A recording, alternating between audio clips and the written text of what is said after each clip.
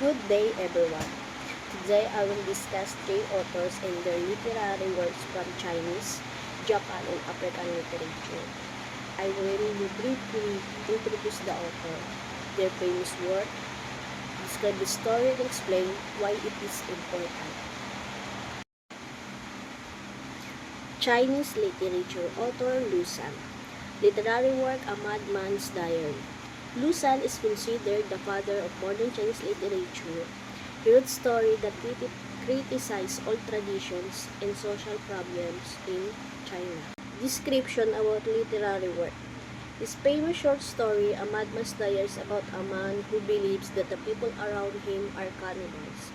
As the story continues, we realize that cannibalism is symbolic. It represents how society destroys individuals through strict tradition and oppression.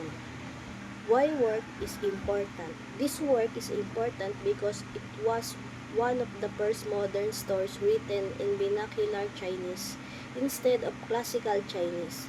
It helps start modern Chinese literature and encourage social change.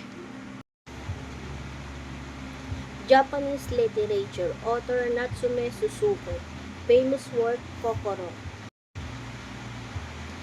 Description about literary work. Kokoro is a novel about the relationship between a young student and an older man called Sensei.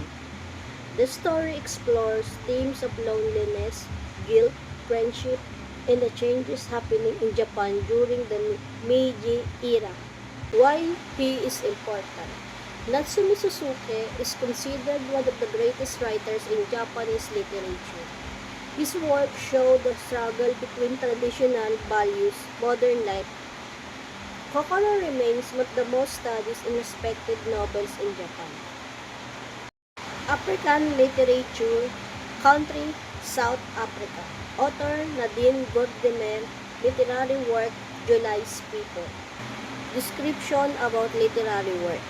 July's People is about a white family who escape violence during apartheid and hides in a rural village of their black servant, July. The story shows the reversal of power and tension between races during a time of political conflict in South Africa. Why she is important? Nadine Gordimer wrote about racism, apartheid, and social injustice. Her works help people understand the reality of racial discrimination in South Africa. She won the Nobel Prize in Literature in 1991.